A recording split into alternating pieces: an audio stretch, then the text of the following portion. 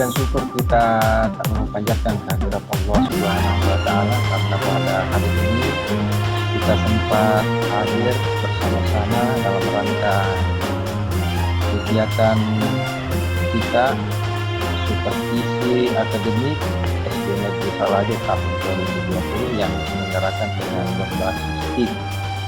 Salam dan salawat juga tak lupa kita sampaikan ke hadirat Rasulullah Muhammad SAW sebagaimana membawa berkah untuk seluruh alam.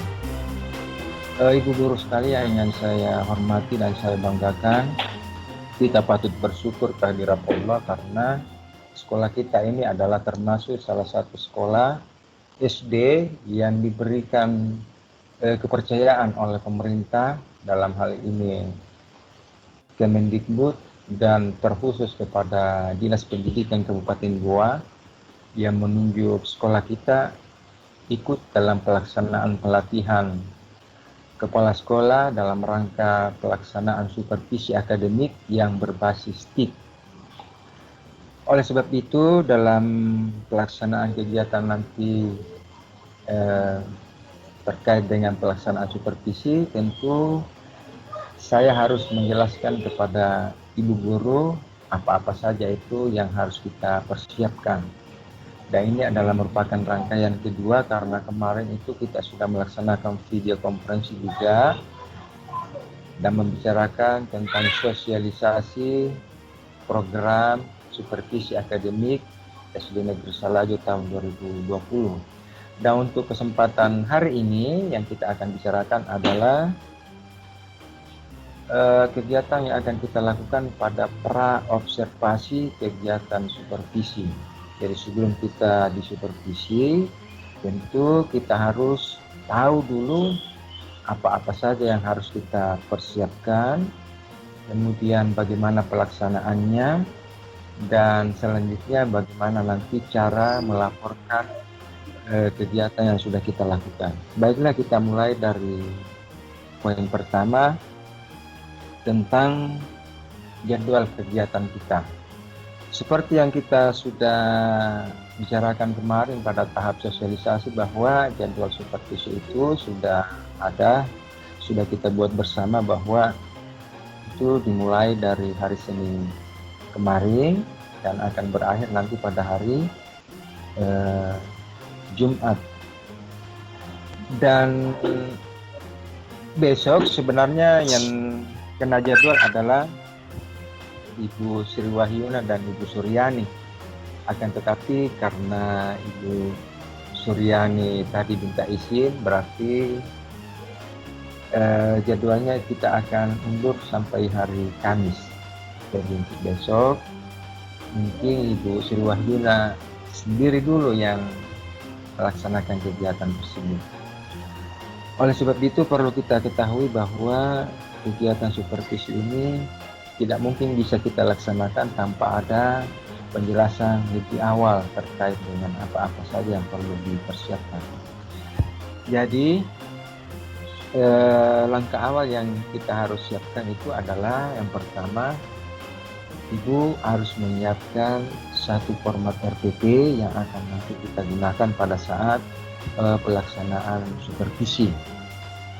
Dalam RPP itu dijelaskan mulai dari mata pelajaran apa yang akan kita tampilkan nanti, itu akan kita catat.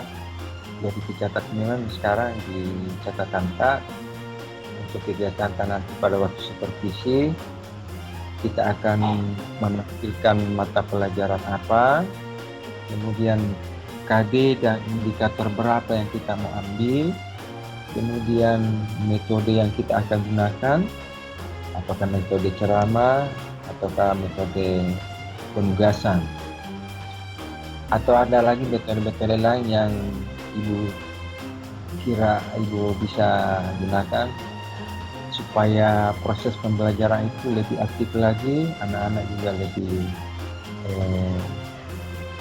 antusias dalam mengikuti pelajaran. Selain itu, kita juga perlu mempersiapkan alat dan bahan atau sumber belajar yang akan kita gunakan. yang mana itu yang termasuk alat dan bahan, yaitu media pembelajaran yang akan kita gunakan. Misalnya Ibu nanti pada waktu mengajar bahasa Indonesia, Ibu memerlukan alat peraga, maka gambarnya itu harus kita sediakan dulu sebelum kita mengajar. Kalau umpama Ibu guru dalam mengajar nanti perlu menyiapkan buku paket atau buku siswa, maka bukunya juga itu harus kita persiapkan dari awal supaya nanti anak-anak tinggal diberikan arahan untuk membuka halaman pelajaran yang kita akan berikan pada hari ini.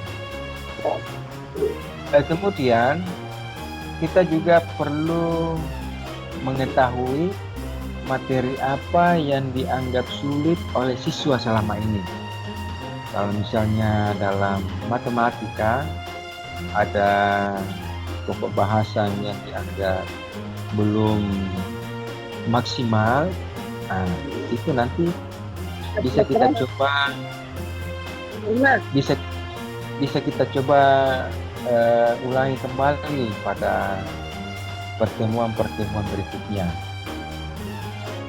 atau kita catat. Umpama besok kita sudah melakukan kegiatan pembelajaran, kita catat hal-hal apa saja yang siswa belum pahami terkait dengan materi yang kita sajikan. Jadi di samping kita mengajar, kita juga harus mempersiapkan catatan-catatan kecil untuk bahan perbaikan nanti pada pertemuan yang berikutnya. Kemudian yang perlu juga kita perhatikan pada saat pelaksanaan supervisi nanti, seorang guru itu harus mengetahui kompetensi apa yang bisa dimiliki oleh siswa setelah mengikuti sajian materi yang kita berikan.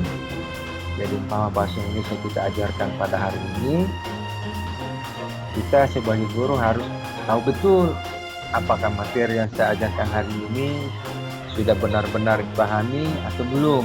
Nah, itu nanti menjadi catatan-catatan kecil kita bisa perbaiki nanti pada pertemuan berikutnya. Kemudian yang terakhir yang perlu kita perhatikan nanti pada saat pelaksanaan kegiatan adalah apa yang perlu mendapat perhatian khusus, karena kita sudah tahu bahwa semua anak-anak itu tentu mempunyai sifat dan pembawaan masing-masing. Terkadang ada satu anak penurut, ada satu anak yang istilahnya tidak tanggap terhadap pelajaran. Nah, itu kita harus jeli dan mencatat perilaku siswa tersebut pada saat kita mengajar, sehingga nanti pada pembelajaran berikutnya kekurangan yang dimiliki oleh siswa tersebut dapat kita perbaiki sedikit demi sedikit. Akhirnya dalam proses pembelajaran berikutnya tidak ada lagi siswa yang kesulitan dengan materi yang kita sajikan. Saya kira untuk penjelasan pertama saya beri dulu kesempatan kepada Ibu Guru, siapa tahu ada yang ditanyakan saya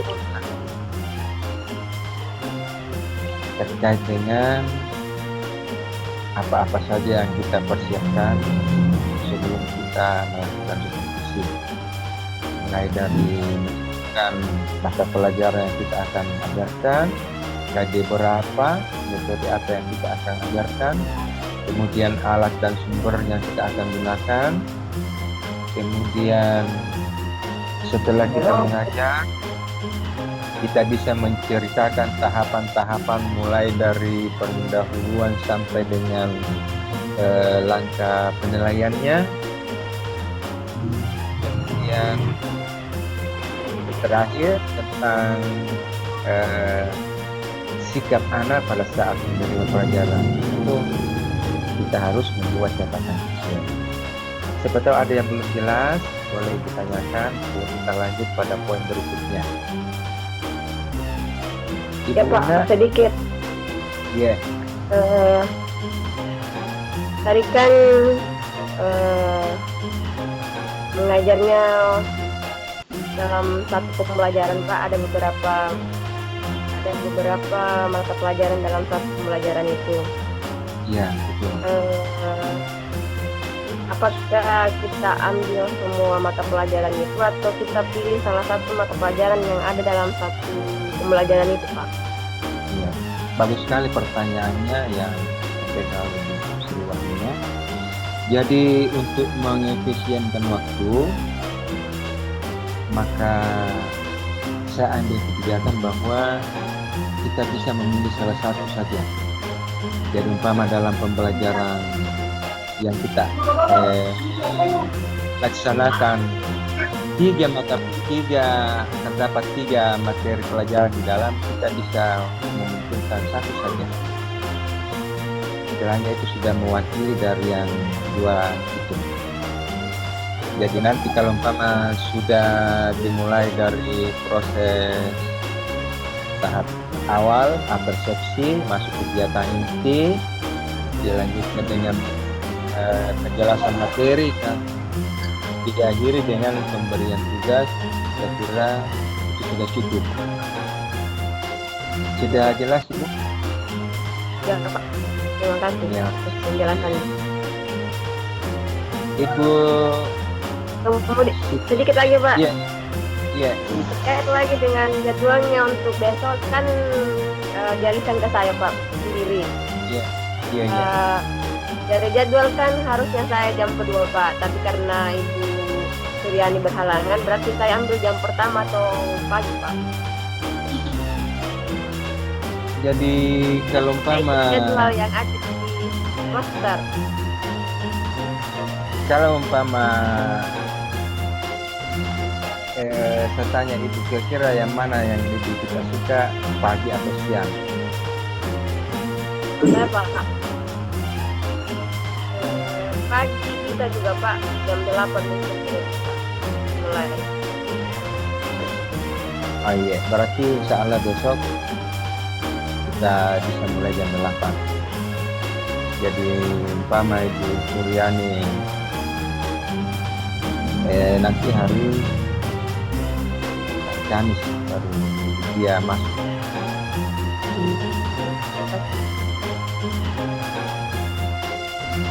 Saya Bu Ranu ada yang ingin ditanyakan. Iya, ditanya sebelum kita. Ranu.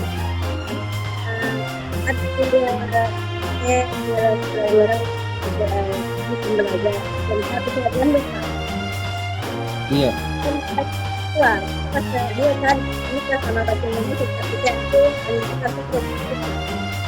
Iya, betul. Jadi cukup kita menampilkan satu saja materi pembelajaran sama mata pelajaran IPA, ya IPA saja dulu kita tampilkan pada saat mengajar untuk mengefisienkan waktu.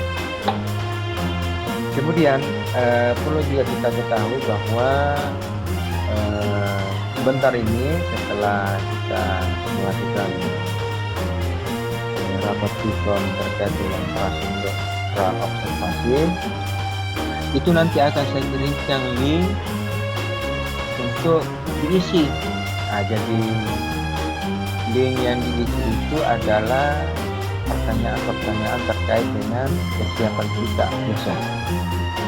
Jadi apa yang kita sudah bicarakan tadi, nanti kita tulis secara lebih rinci lagi melalui link pra-observasi yang akan saya bagikan ke Ibu. Jadi bentuknya seperti tadi itu. Kemudian saya juga ingin menambahkan bahwa pada saat kegiatan supervisi nanti kalau kita laksanakan, alangkah baiknya kalau kita menampilkan media pembelajaran apa yang kita mau pakai.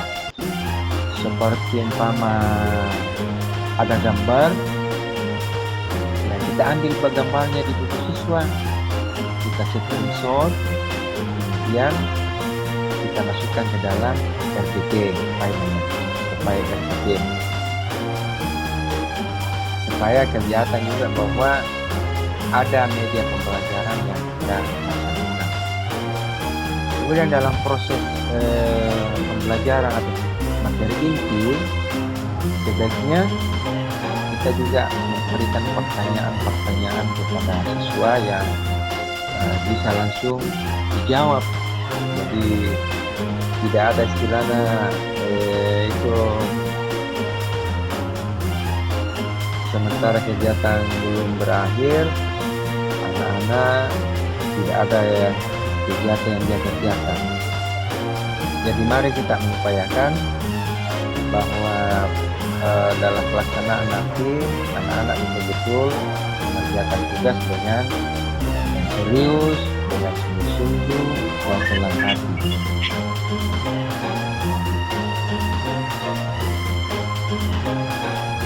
Saya kira apalagi yang belum